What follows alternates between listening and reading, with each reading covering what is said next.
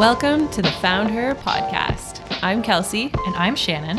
And we are the filmmaker, photographer, and co-founders of Found Her Productions. Together, we capture the essence of women so they can communicate their truth with confidence and ease.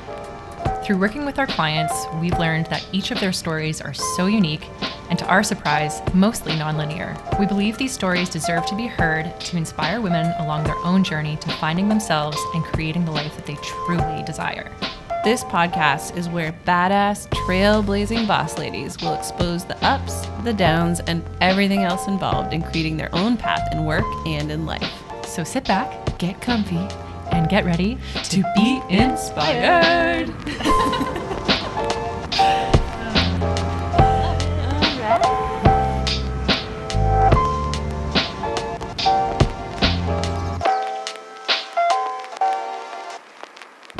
Welcome back to the Found Her podcast. We're your hosts and co-creators of Found Her Productions, Shannon and Kelsey. Hello everybody. We're super excited to be here today with our guest, Michelle Miller. We'll be interviewing her. She's a talented jeweler based out of Guelph, Ontario. She designs and handcrafts all of her pieces using colorful and textured materials like bungee cords, telephone wire, plastic tubing, and wooden beads. Her pieces are fun, lively, intricate, creative, and colorful. The more time that we spent with Michelle on her shoot date last summer, the more we realized that all of her pieces are great representation of her vibrant and unique personality. Hi, Michelle. How are you? Thanks for being here with us today. Thanks for having me. It's very exciting. And thanks for the beautiful things that you said. My pleasure. I know no one listening to this can see us, but I wore my Michelle Miller ring today intentionally. Very nice. For this. Oh, yes. Tapping We into could not. the MiMi energy. Yeah. Yeah, the MiMi energy. We couldn't resist picking up a couple pieces when we were in your shop last summer. Nice. Yes. Yeah, that was so fun. Okay, well, welcome, Michelle. Before we get into our conversation with you, something that we've been doing with every guest on the podcast is asking them to start the conversation by just taking a moment to full-on brag about something that is especially exciting in your life right now. It could be big, small, it doesn't matter. So we call this the brag spotlight. And the reason we do this is to normalize women speaking out proudly and confidently about their accomplishments, because when we do this, we create space for other women to do the same thing. Yeah. So, Michelle, take it away. Well, I'd have to say that the biggest and newest thing that's in my life is that mindset program, the Thinking into Results. It's really changed my world. And I was going to answer this question differently. I was going to say to you that, but I can talk about that later.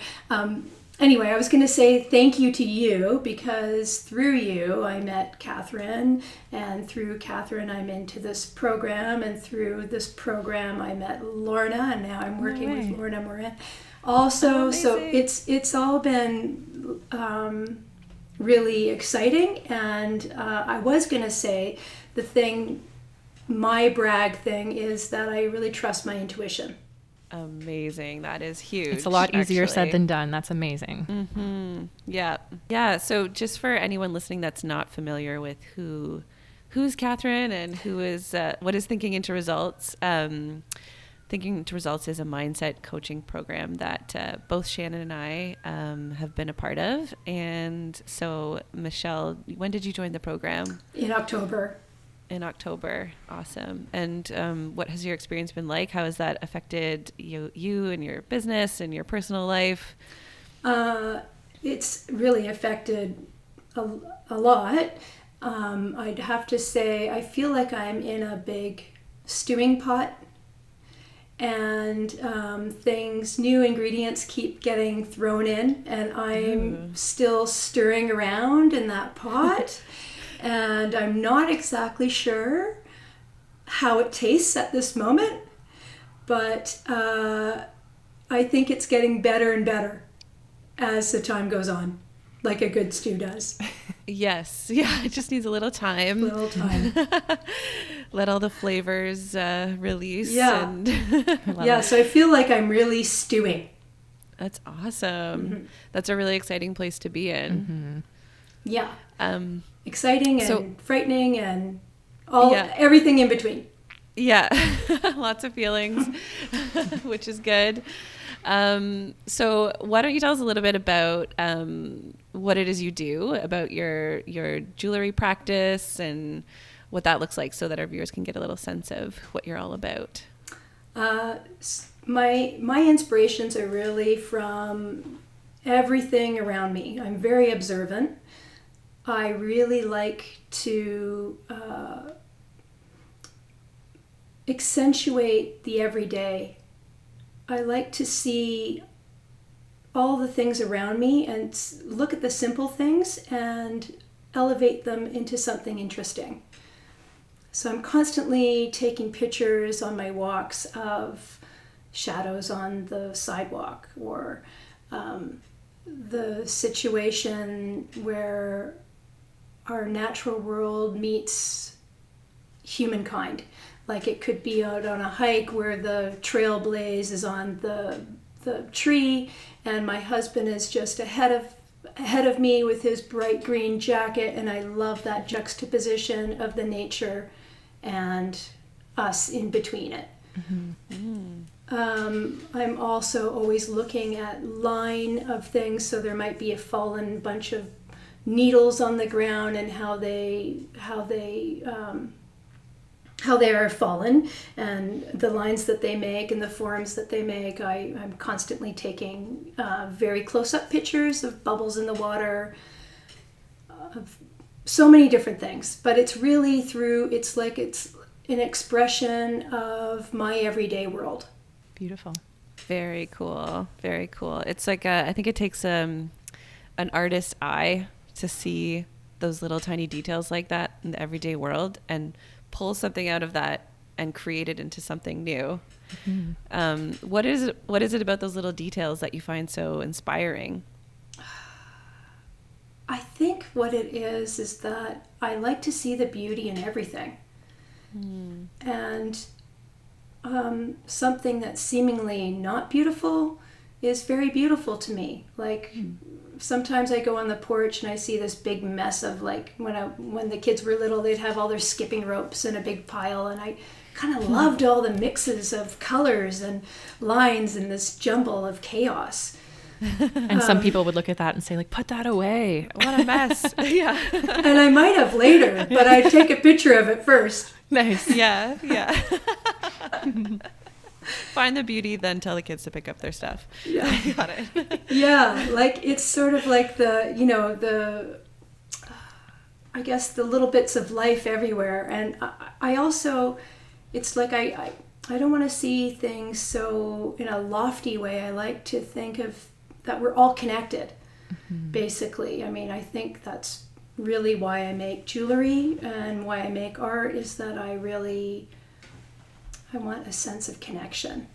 And I'm hoping through it's almost like I'm journaling in my work in a way. Right. And I'm just always saying that we're all together. Amazing. Yeah. And Shannon mentioned a little bit in the introduction that you use quite a wide variety of materials that some might not typically associate with jewelry. So kind of more like everyday materials. Can you talk a little bit about the materials you choose to use and why you feel inspired to use them? Yeah, I've always been interested in things that aren't jewelry based. I guess because I wasn't formally, I didn't learn how to be a jeweler. I'm self-taught, awesome. So that'll answer another question. I'm a self-taught jeweler, and but that doesn't mean that it's just come from nothing. I've done a lot of other craft practices before that, and I have some design practice behind me. Okay. But I am interested in so many different things, in texture and color and line and form, and because I'm not a metalsmith, I find I like to get really innovative about what can be jewelry. And I also have more of a sculptural eye, and so everything is a possibility. And if I can put some wire in it, number one, or if I can somehow think that I can connect it in a way that I know how to connect it, then it's game on. I love that. Awesome. So what are some examples of some kind of like unorthodox materials that you've used recently? Well, other than the shock cord, I mean, leather is, used in jewelry, but lately I've been doing a little series with leather. It's sort of coming from feeling like through COVID we haven't had any human contact. And I saw this bin of scrap leather at a craft store that I go to, and there is also something about the scrap leather being sort of left and not needed and unused, and that I thought, oh, it looked kind of sad, these little pieces of skin, in a way, which is I know it's sort of gross. I love it. I mean, that's what it is. I love the way your mind works. That's so good. Yeah. So I'm making I made some earrings and I'm making some bracelets, but what I'm doing with them, well, the earrings, I was using telephone wire and I was stitching through the leather, and that felt really visceral, like to stitch right through the skin. But there was like again, like more connection through the telephone wire, using the telephone wire as, an old mode of communication, and my yearning to communicate through my work, and to using the leather to bind different pieces of skins together, and it's just sort of metaphorical of trying to be together. Okay. Wow. So interesting. Where do you usually get inspired to choose the materials that you do? Like, do you kind of like go to the thrift store, the hardware store, and just kind of look around? I mean, your work is so colorful too. Yeah, I love Where do you color. typically collect these materials? I'm just always looking, like Yeah. where I get my beads, where I find things online, where I go to the hardware store. I'm constantly thinking, oh, that might be interesting. So it's just always in my radar, basically. And also because I'm always taking pictures on my hikes of different things that can remind me about something, like I'm taking pictures of sewer lines and hydro wires, and honestly, that's what I take pictures of. Right. So it depends. I can get sort of inspiration kind of anywhere. Yeah. Do you find that like you're just kind of always, your radar is always on? Like anywhere you go for a walk, you go to the corner store, whatever it might be, and you're just always open to noticing those fine little details that would typically get overlooked? Yes. That sounds tiring. I mean, maybe I'm not always on, but if something jumps out, and like my husband and I are walking along, and I'm like, oh, just a second, I have to go back and take a picture of that. Right. So it's like if I keep walking and it's like it's jumped out, it's like, oh, no, you got to go back and take a picture of that. Oh, that's amazing. That's so funny. So is this a way of thinking that you kind of always had throughout your life, or is this something you kind of grew into? Definitely grew into. Definitely through this mode of making, through jewelry. I don't think I was always thinking of this when I used to be a glass artist, a glass blower, and I was also a textile artist for a while. So I wasn't always thinking of those things then. I was thinking more about form and color, of course, too, and pattern when I was a textile artist. Okay. So it was a different needs for different projects. Okay. Interesting. So you mentioned being a glass blower and a textile artist. Why don't you take us back to Michelle before you were a jewelry maker, and tell us a little bit about... Okay. Well, my family had a silk scarf business from my sister-in-law. She was a textile artist, and she'd graduated from NASCAD and started a silk scarf business. And my father was the salesman, and they had a business together. But then my sister-in-law and brother left the company, and I took over all the designs. And I was quite young. I was only like 20.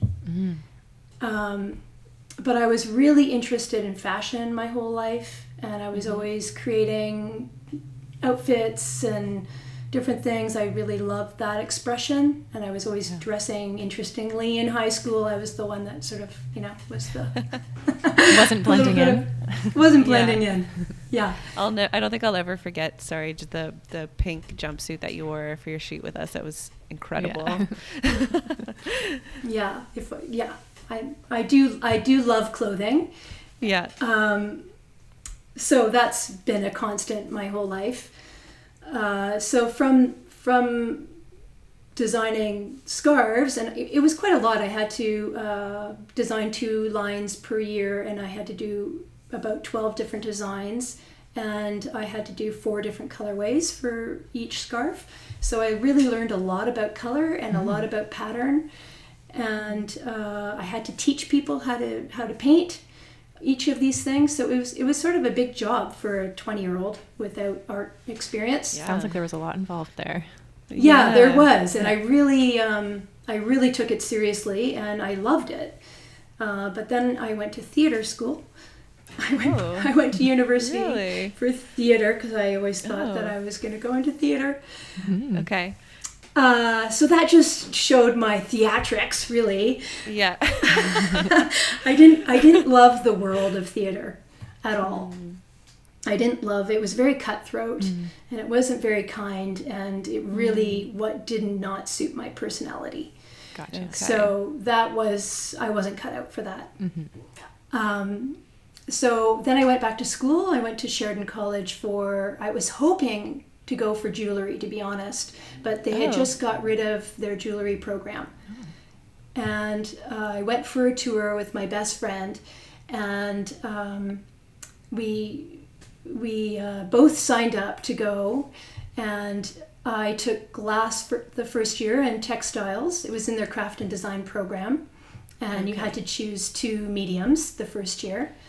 And she chose wood and glass, and then we both decided that we loved the glass, and we set up a business together called MC Squared, because her name was Camilla. Nice. And so us together, we equaled a lot of energy. That's cool. Yeah. That's very cool. Yeah. I love that. Yeah. That's clever. So we had a business going through school. And wow. Yeah, I have a lot of like little entrepreneurial things my whole life. Always been an entrepreneur. Yeah, I haven't had a lot of regular jobs. Amazing. So we had a business, and then after school we graduated, and we set up a glass blowing studio in Glen Williams, Ontario, and we built the whole thing with 5 other people. One of those was one of our teachers who knew how to build a glass blowing studio, luckily, because we did not know how to do that. And that studio still exists. But wow. Yeah. Cool. And so with all of that creative background, what was it that led you to wanting to make jewelry? Well, during that time, I was also making jewelry. And right before we went to school, Camilla got married, and I designed her jewelry. And I was always designing things like accessories and clothing. And anyway, I made her jewelry, and I made my jewelry for her wedding. And then we got into glass, and I was still making jewelry, and has sort of a summer odd job. I'd like sell it at different stores. And as our business grew, I kept saying, gosh, I should just, why am I doing glass? It's so heavy. And it's so physical, and it was really, really hard on my body. Oh, I see. I had a lot of body problems because it's very one-sided. You have to do everything to the right. It's very heavy. It kind of was everything I wasn't. It was like my complete challenge. Okay. That's interesting. So then I had twin girls. I was pregnant with twin girls, and Wow. I couldn't do glass anymore. It was just made up my mind once I realized I had twins, and I wasn't going to be able to just leave or bring one baby to the studio, and plus it's toxic. And Right. How did it feel to leave the glass thing? Because you seemed to really enjoy it, even though it was hard on the body. You seemed really passionate about it. I was really passionate about it, but by that time, Camilla had left my business because her partner had passed away. And we had gone through lots of loss actually during this time, many different close people, and so her life had changed, and she would come and help me make the glass, but her heart wasn't in it as much, and I really loved the business partnership. So I was feeling kind of ready to move on also at that point, and I thought, well, it did, and I thought, well, I'll just work on my jewelry. This is, I think, always meant to be. Amazing. Yeah, because you wanted to do that prior to getting into the glass, right? Yeah. So how did it feel to have the jewelry to turn to when the glass blowing ended? Felt really good. That's great. Did you feel like you really kind of amplified your focus in jewelry at that point, and did it a lot more than you did in the past when you were splitting your time between jewelry and glass blowing and family and everything?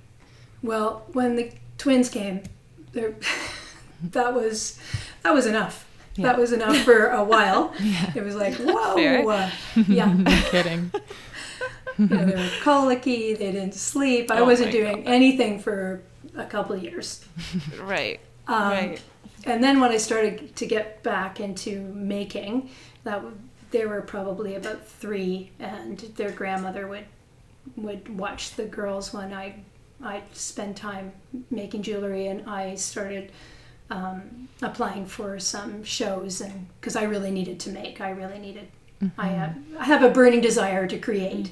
So when I had the opportunity to do that, I took that. And so my business has been slowly evolving as they've gotten older.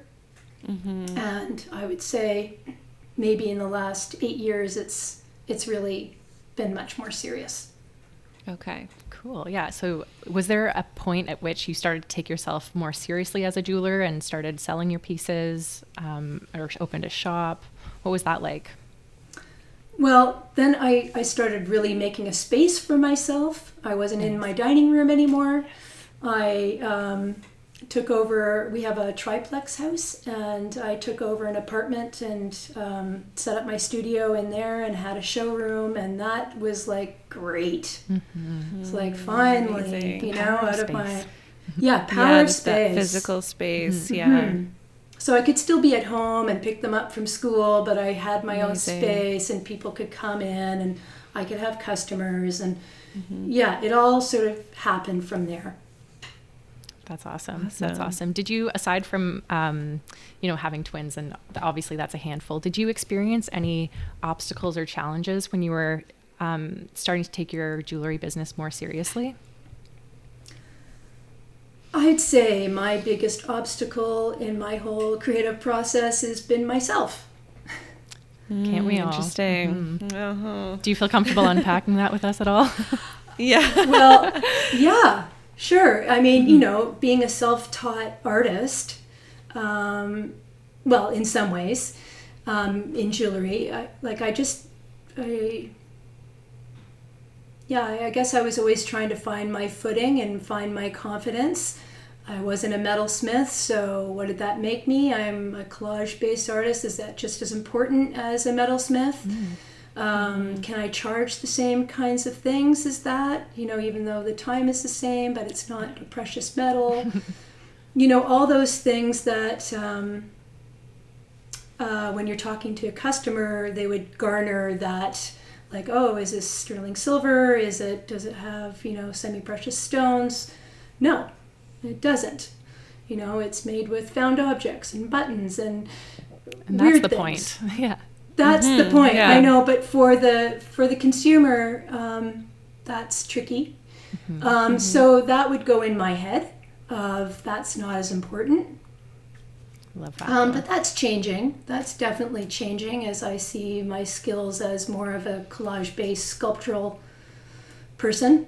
And I see the merits in that. And I also see that I speak to a lot of people through my work. And so now through the process of making it and seeing how people react to it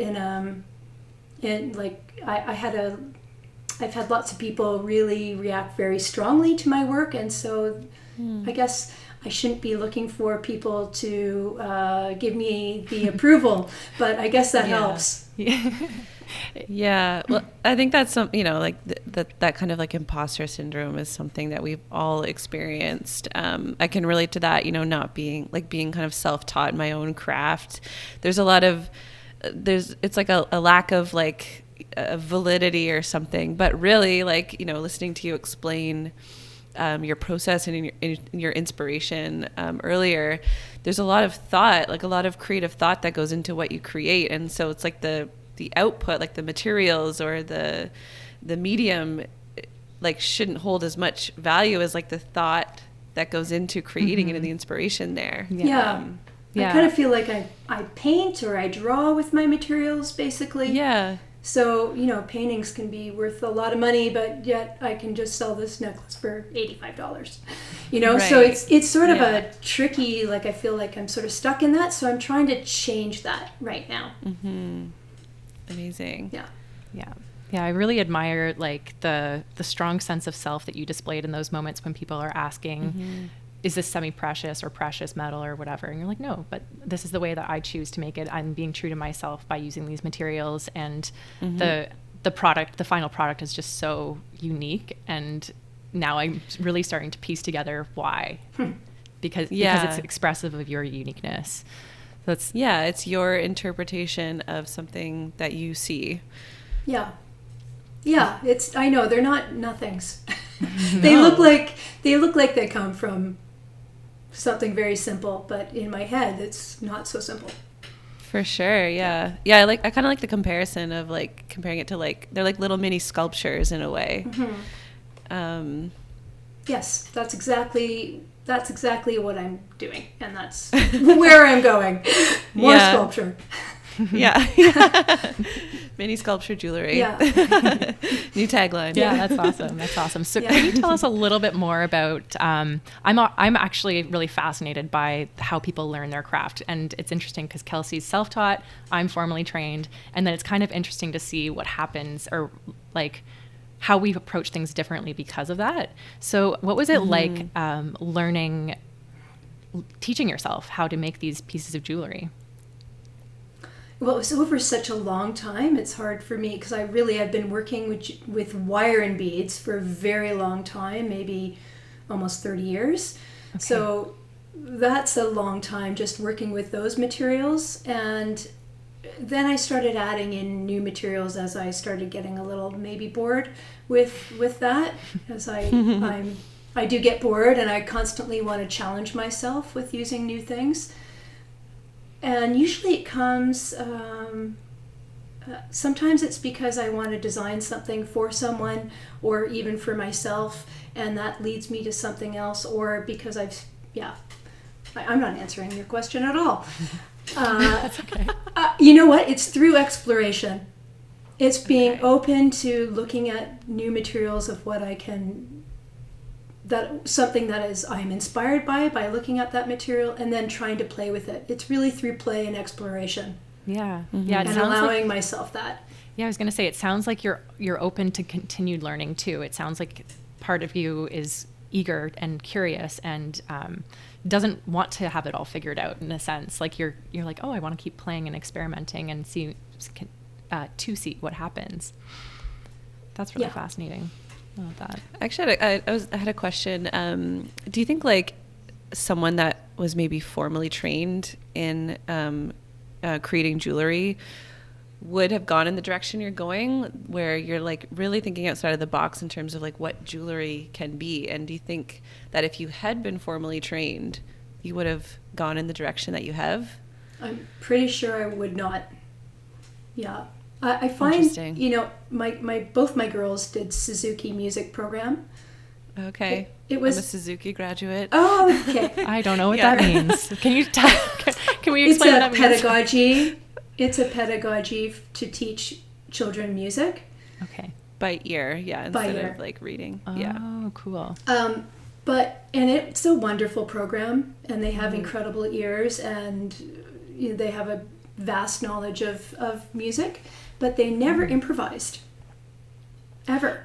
Same here. Yeah. I had the same experience. That's so interesting. So I talk about that. We've talked about that, and I've even talked about that with their teachers, that's a real flaw in the course, because now they feel kind of like stuck, and they don't want to pick up their instrument because they feel like it has to be perfect. Wow. I can relate to that. Not to say that the formal training isn't that, but had they worked in improvisation also, because that is a skill. Yeah, I think there's like a line between like learning how to do something in the right way, but then also learning how to like using that as a foundation or a baseline to then take that and then follow your intuition and make it your own. But you can easily get hung up on like just trying to do it the right way and not learning how to connect with that intuitive side of expression or like creative expression. Exactly. Yeah. You need both. You do. Yeah. Yeah, I really feel like the magic for me with my photography, if I can just speak about myself for a second, really started to happen when I when I sort of forgot about the rules of the formal training. I did I was like your daughters, for instance, where I didn't even want to pick up my camera unless I felt confident that I could deliver something perfect. And I didn't for many years. And it's kind of what stopped me from expressing myself creatively with this tool that I really liked or really loved, actually. So it's so fascinating what happens with formal and formal training and self-taught and or the combination of both. Yeah, I think you really need both. So with all of your experience and all that you've accomplished, what advice would you give to anyone who's currently looking to get into the creative fields? Trust your instincts. Go with what really brings you joy and lights you up, and do your inner work. Amen. It's important. It's if you're going to be an artist, you have to know what you're trying to communicate. It's so much more about just making something nice to look at. Exactly. That's not what art's about. Yeah. Can you tell us in your words what art is about? Well, for me, it's about communicating how I see things, and it's my mode of communication. I'm not great with words, but I'm much better with visuals. Yeah, that's great. It shows in your work that you're great with visual components. Okay. So what do we have to look forward to in the new future with the MiMi Jewellery? Is that do you refer to yourself as MiMi? Sometimes. That's the name of your like your business though, right? Yeah. Yeah. Okay. I mean, it's not formally it's just okay. Michelle Miller, but it's, okay. Everybody calls me Mimi. Mimi, yeah, I like that. It's cute. Yeah. You know what? I don't know. Ooh. I don't know. You're creating the stew. I'm creating the stew. I mean, what I do see, what I do really want for myself is that my work becomes more sculptural based, and that it is for all genders. I have interesting things that I'd like to make for men or other. Okay. I don't want to just say men. It could be for anybody. Very cool. Yeah. But yeah, that it's more genderless, and that it's international. Oh, okay. That's exciting. So right now your client base is like It's pretty small. in Canada. Okay. Yeah, it's pretty well. There's a few, here and there, but it's a few in the States, a few in Europe. But really, I mean, what I'd really like to do is make much more one-of-a-kind pieces. Okay. And spend more time on one thing rather than make a lot of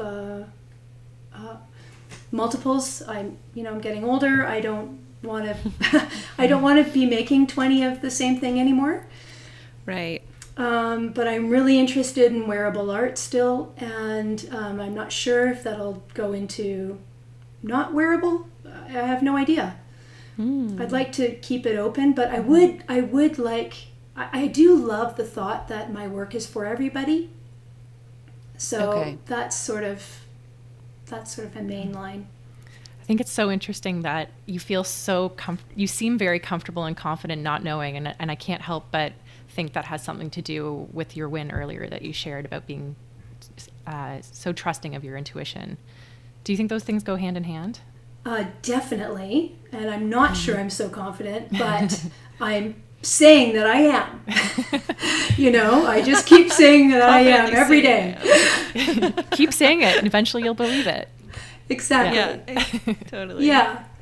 I still love what I'm doing, so I just want to keep expressing myself in a much more expressive way. Like and that might mean that I might not be able to access everybody. So I'm having sort of issues with that, like pricing. That might mean I might not be able to make all those $35 earrings. So that kind of makes me a little sad. But at the moment, I'm feeling a need and a pull to be a little more expressive. Well, to follow your own advice, you should follow that intuition. Yes, I know. If you're feeling the pull, you're feeling the need, then follow the adventure and see where that takes you. Yes. That's exciting. So, like, big picture, what do you imagine that could look like? Do you have anything kind of like in your vision? Maybe sculpture. I don't know. Ooh, okay. Yeah, I really don't know. That keeps popping in my head, and I'm not sure what that means, but it does keep popping in my head, so I guess I should listen to it. Yeah. So I'm not sure. At the moment I will just keep doing what I'm doing and keep, going further into my more idea-based work and see where that carries me. Just keep trusting. I love that. Yeah, keep trusting it. Alrighty. Well, where can people find you and follow along with you and see your wearable art? Well, I love that term. Me too. Yeah. On Instagram at MiMi Jewellery, and on Facebook, Michelle Miller Jewelry, and my website, mimijewellery.com. I mean, a lot of that has a lot of this transition's going to take a long time. I have a lot of very accessible work there, and of course I still love that, but it's gonna be a few years in the process of not being as accessible price-wise. Right. But Okay. we'll see. Yeah. Yeah. Awesome. Well, it sounds like you're in kind of a transition mode, which is always really exciting, even when you not really sure where that's directing you. Sounds like you're onto some big things, and so we really look forward to following along with how that unfolds for you. And hopefully capturing it for you too. Yeah, totally. As you were at the beginning of this whole process for me. Gosh. I trusted my intuition and hired you. So it's like all this. Yeah. So you're part of it.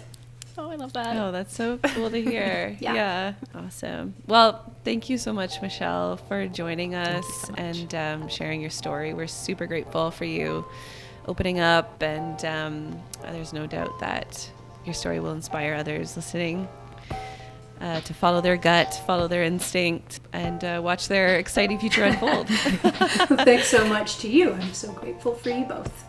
Yeah, well, thank you so much. Thanks for listening. No, thank you so much. No, thank you so much. No, No, thank you.